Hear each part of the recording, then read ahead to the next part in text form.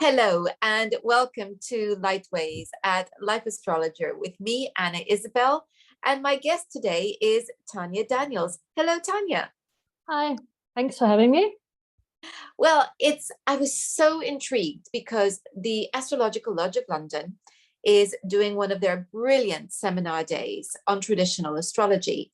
And just so that everybody knows, it's on the 15th of April from 10 to 4:30. And there are wonderful topics being covered. And yours is just so different because it's about Leonardo da Vinci's painting of the Last Supper. Tell us, tell us more. What made you think about giving a talk on this? Well, Leonardo da Vinci is the one who brought me to astrology. So in the late 90s, I read a very small paragraph about his painting, The Last Supper, from an astrological point of view. There was not really much information about it, but the fact that such an important painter, had so much astrology in his painting, or considered astrology as so important as to put a lot of elements in this painting was so important for me. It was so amazing that I think the next month I started studying astrology. So he is kind of my reason why I came to astrology. So many years later, I decided to give a talk about this painting, and I spent many months on this painting to get all the information out of it, because there is a lot of astrological information. Some is very clear and you see it, from a trained, eye. You can see some, like the seasons or stuff, but other information is more hidden. And well, the more I studied the painting, I have a really big, I don't know if you see this, it's The Last Supper here. Can you see this? It's a big book. It's really big. Really big. It's blurry, but I think our audience needs to look it up if they're not familiar with it. I can see it in my mind's eye. It's such a famous. Yeah, well, it's basically the last dinner that Jesus had with his apostles, right? And and Da Vinci painted the scene after Jesus told his apostles that he would be betrayed the very next day, and somebody would hand him over to the police, with the police at that time. And so it was the moment of the amazement, the shock of his students, basically, that nobody, would believe what Jesus was telling. And Da Vinci used this scene to put a lot of astrology in it. This is why I call this talk, but basically the painting, the manifest of astrology. He painted this painting in the hall in the monastery, and it is very intriguing from several points of view. But he painted basically astrology in the church, and by that time, we have to say, astrology was not so outcast as it is today, and many religious people, many monks used it, and it was used in the royal courts and so on and so forth. So it was not so outcast as I said, as it would be today from a scientific point of view. But anyway, it wasn't that usual either, that there was so much information just in front of you in the church. So yes, but you have to know how to read it. It is not just that you look at the painting and the information comes out. You have to look exactly where the sun or where the light comes in, and from that corner of the painting you start reading, and then you see the seasons. You see every month. You see the triplicities. You see the quadruplicities. You see the heliacal phases, at least partially. Yeah, I don't want to spoil everything. No, not at all.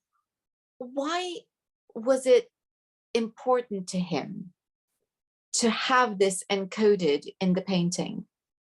Well, you have to remember that astrology was part of the quadrivium. So any learned person would learn astronomy, astrology, which was one. But part of the astrology was temperaments and physiognomy, and besides arithmetics and rhetorics and music, obviously. And well, Leonardo was probably even a better musician than a painter. And he went to court as a music player, and also as an architect, and also as a painter. So why was it important?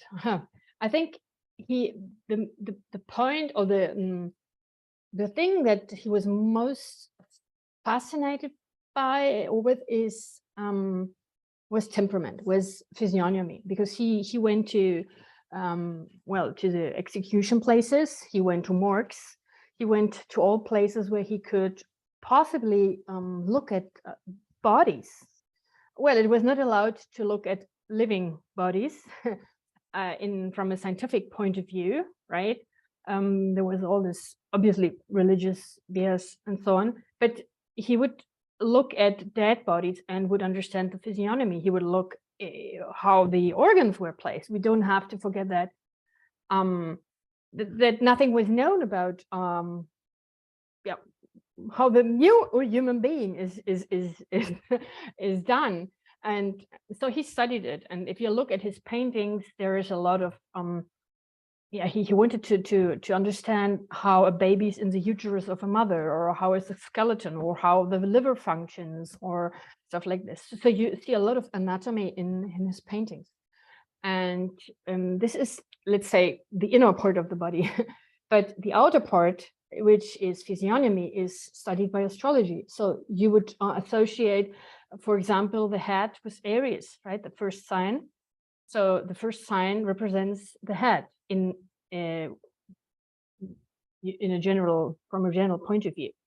In a chart, it would be the first house, right? Not necessarily Aries, but the first house. But from a conceptual point of view, we can say Aries represents the head, while Taurus would represent, and so on and so forth, until down to the feet, which are represented by Pisces. And he uses his 12 figures to let's say, to evidence a specific part of the body. It could be a cheek, it could be a bald head, it could be a foot, it could be something that is related to that sign, and he would highlight it on that figure that occupies or that describes the sign, the specific sign. But you have to know where to start reading. So you cannot just say left, right. It is a little, you have to follow the light. So are you saying that his interpretation of the personality of the disciples is seen in the painting through his knowledge of a physiognomy? So did he paint the faces of the disciples according to what he believed their temperament to be? Yes, obviously. Yes, and he put them in a sequence. He said the apostles. For example, there's one who was known to be an ex-warrior, right? And this is the person who, let's say, represents Aries, right? And in this person, you will see, well, he has not, he can't, evidence whatever organ. He has to do it with a head. So he uses the head. In this particular apostle, you see the cheekbone. Very, very, strongly emphasized. So, and in the next figure, you have to look at it, but then it comes out. You see it immediately. And in the painting, I will show you. I will highlight every detail. And once you know where to look at, then you see the sequence. Aries. Oh, look, this is the head. You see the cheekbone, and you see here, and so on and so forth. And he does it in a very subtle way. So it is not that it comes immediately to you. You have to spend time with a painting. But once you have the key, it is, how couldn't I see it? Why haven't I seen it before? It's like, Yeah. it's like an illumination. And then he groups the apostles in for the quadruplicities, and he uses the hands to show gestures, and the gestures are linked to if the sign is a fixed sign, so it would be a more, you know, small gesture, right? Or if it's a common sign or mutable sign, then you would use large gestures that unite or touch several people. So you will see there's a logic in him, or he used very logical approach, but he explained basically astrology for beginners, astrology 01 in a painting. You can learn so incredibly much about just in this painting. You don't have to know much about astrology when you look at the painting, or even if you come to this talk, because I will, it's just a show it, right? You don't have to know it already, you just look at it. This is why it is interesting for everybody. It's not just for traditional astrology. You learn how to look at it. So yeah, that's basically the reason why I've done it. And obviously it's a painting. It's not only painting. He was an architect. He was a painter, and he was a musician. So there's also music in painting. What did he do with Judas? Well, first of all, if you have read the Dead Sea Scrolls, you get a different impression of Judas and what he does and what he not does. There are they have found, let's say, letters or even evangelium from Judas, and he seems from these findings, he seems it seemed that he has been the preferred student of Jesus rather than just, you know, the traitor. And I think Leonardo da Vinci was very much ahead of his time. He is painted, and Judas is a very interesting figure in this painting, because this figure it's the only figure that can be read in two different ways, from left to right and right to left, and it gives totally different information. When I saw that the first time, I was like, wow, this is, what does he want to say? Because we know that the church has been founded by St. Paul, right? The Vatican and so on and so forth. But in this painting, you will see that there's intriguing information.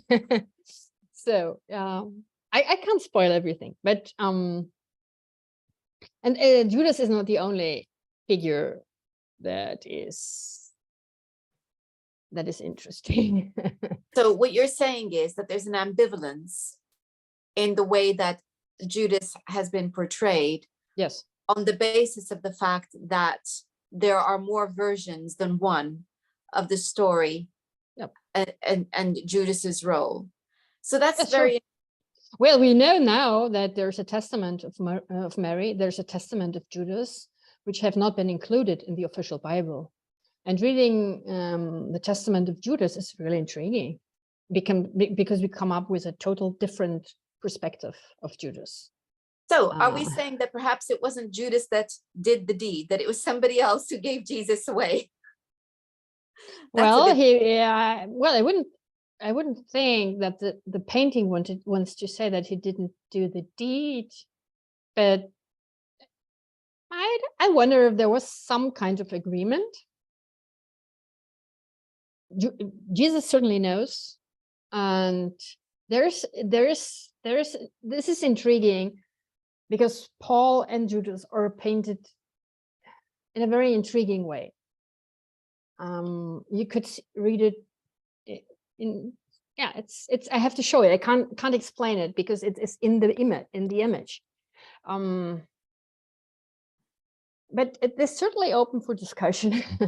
So I don't know what Da Vinci actually knew, what he thought, but I would suggest that he was not so much mainstream, certainly not. That he, yeah. So that's a very intriguing way of looking at things, because as always, there is the approved version of stories, and then there's the backstory, which may either be completely different and contradict the mainstream version of events, or there's more to it than what we have been led to believe. Yes. It's funny, isn't it? Because what you're almost suggesting there is the possibility that Judas's role was not just known by Jesus, but that perhaps Jesus had played a part in him doing it, for the greater good of, the resurrection, everything else. If you read the Testament of Judas, I don't have the right quote right now. I wasn't prepared to read Judas, but there is something that is really intriguing. He was assigned the most difficult, let's say, of assignments that any apostle could possibly get, and he signed up freely for it. But you won't find this information in the official Bible. And also, if you read the chapter or the books of Mary, you come up with completely different information. You also have to remember that we're talking about Jews. We are not talking about Christians. Jesus was Jew. He was a Jew. So we have to see things in a context. Jews got married. Rabbis were married. It was, Jews consider a rabbi, a not married rabbi, as something not right? Because this rabbi would not understand the day-to-day, life of a normal people, right? Like the Protestants, in Germany, the Protestant priest marry. In England, this is the same. It's just the Catholic Church, yes, has this big veto. But so what you're the Jews. So what you're saying, you need to put things into not just a historical context, but a cultural context as well. A religious context, obviously. Absolutely. Yes, absolutely, yeah. Sure. So it's very interesting because what you're saying is that Judas was almost like a double agent, where he's but on the side of Jesus. So he's doing things for Jesus, but perhaps it looks like he's doing things for the other side. And that's a very interesting idea. Yeah, well, there's much to say about it, and it is certainly not part of the talk. It is very difficult, and then we have really to go into the scriptures, the apocryphs, especially, to gain a broader understanding. But so, given that this is what we're talking about, and you're talking about this ambivalence of that is within the painting around Judas and Paul, my question is there a particular sign assignation that Leonardo gave to Judas? It would be spoiling now what I was going to say. Well, you can read it from both sides. You can assign him Scorpio, which we would expect. But then you can also assign him something different, which I won't say now. But it depends on how you read the painting. So there's not just one possibility. And this is why I'm saying, I wonder what Leonardo da Vinci's personal position was in that regard. You can read this painting as, you look how his posture is and stuff, and you see he feels guilty, and and he has money in his. He's the only one depicted with money, but he was a treasurer of this kind of association of Jesus, right? So this was his official role. Not necessarily a treasurer is a traitor, right? So this was his official role, and he is, you know, he is shown with the money in his hand, and but this is not necessarily a proof. Okay. Well, you know, if you read the Apocryphas, it's not. Paul had many arguments with Jesus regarding certain disciples. Well, that's entirely surprising if you read St. Paul's letters. I sometimes wonder whether he actually knew Jesus. Some of the things. Yes. That's not entirely. So I went, you know, in depth reading all kind of literature, official and non-official. I read the Dead Sea Scrolls, the Apocryphas, the Bible, whatever, Jewish version, Christian versions of scriptures. I mean, so, but we also have to consider, we are talking about a figure, a historical figure that died 2,000 years ago. What can we actually know about the day-to-day life of a person? And as a kid, I always thought, oh, yeah, the Bible has been written during his lifetime, right? And then they told me, no, it's centuries later. What would we remember of such a thing? So, but anyway, coming back to the painting, we have to consider that this painting has been ordered by that church, by the head of that particular church where it was painted, and I will go into much detail about the quality of this painting, but we know he used a new technique, and he was trying out things. He was an innovator. He wanted to do things his own way, try out, become better. But sometimes things work out and sometimes they don't. And in this case, they didn't. So then what happened is that the painting deteriorated very quickly, and the church called other painters, several of them, to make copies of the Last Supper. And we work a lot. I will show these copies. They are very important because those copies, or the painters used the more traditional techniques of painting, not that one that used Leonardo, which is a luck for us, because those paintings have survived. And we must assume that they are pretty detailed, that they could not build in completely different information. And I will show you exactly where to look and what to see and what not to see and what is important in that regard. And it is fascinating what comes up, because with the actual status quo of the painting, we wouldn't know a lot of details because they are not anymore there. This painting has survived so many wars. The French Revolution, it got partially burned. They threw stones on it and what have you. But it survived. But thanks to the copies, we see details that have gone lost in the original, and looking at those details is really fascinating. I mean, the restaurators have done a good job, but it is not anymore perfect. We have to say that the painting, it has lost many things, many information over time, but we have the copies. It's a pity that we don't have a chart for the actual painting, do we? Well, he painted it for, I believe, 4 or 6 years.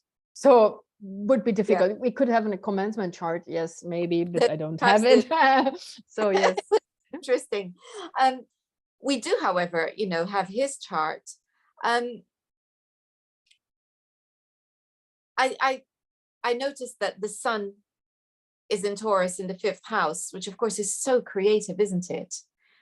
And then there's that Moon Jupiter conjunction in Pisces. So there's very much a mystical quality to him as well. Yeah, well, he had not just one profession. He became a master of many things. He was a painter. He also did sculptures. So he worked stones, every material he could put his hands on, basically. He was an anatomist. He painted, country yards. He painted details. He was a famous architect. He built bridges. Well, a lot of things now I have to remember, but and he was a very good musician. He worked at the Sforza court in Milan. Well, this was like how should I say, working for Queen Elizabeth in our times, right? It was the greatest honor that you could possibly receive, and he went there and worked there basically as a musician. And in his free time he painted a little and built some sculpture and some bridge. So it's just this enormous appetite for learning and doing, and I looked at that sun in Taurus in the 5th, Venus in Taurus also, albeit in the 6th, and then this moon Jupiter conjunction in Pisces, and I thought, yeah. Yeah, well, he this strong Taurus, he had to create. He was a creator, and he's called the universal genius, and I think that's pretty much what we can say about him, right? And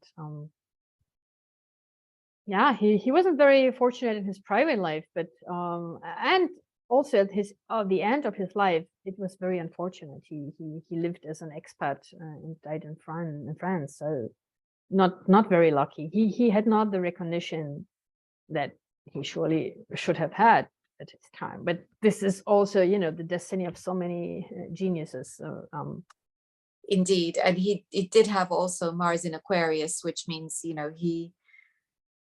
plowed his own field, shall we say, and that may not always have been the popular route to take. Yeah, well, he was ahead of his time, so it wasn't understood properly. And we also have to consider that it was not allowed to paint whatever he desired. So he basically had to paint religious scenes or portraits, and he did a lot of portrait work in his paintings, and it were usually female heads, and they all have something in common, and I show all this in the talk. So he was very attracted to certain positions of the head, but he also we have in physiognomy, we have the descriptions of how the typical expression of Saturn, right?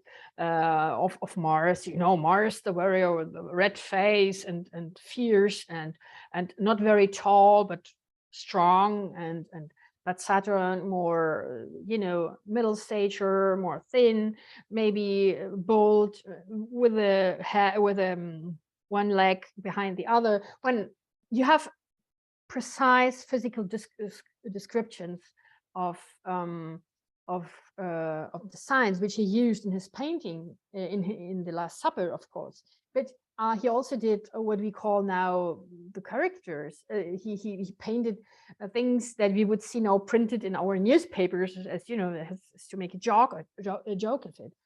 But on the negative side, these exaggerated characters, so a pure Saturn would obviously be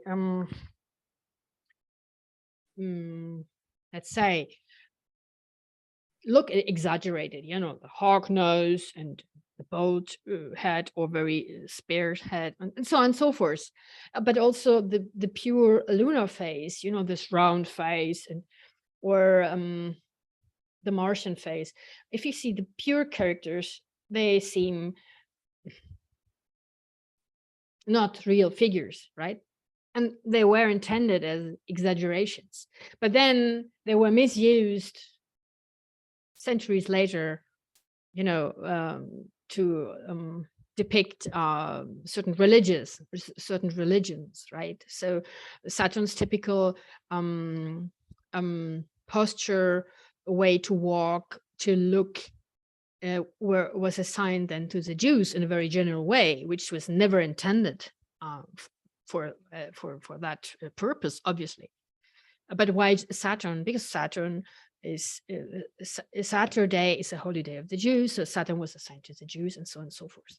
But by the time of Leonardo, this was different. They had the four humors: melancholic, the phlegmatic, the choler, and the sanguine temperament, right? So Jupiter ruled the sanguine temperament, and Saturn ruled the melancholic temperament, and so on and so forth. And he used those figures to describe those temperaments, or as we call them, the humors, right? So yeah, it's all in the painting too.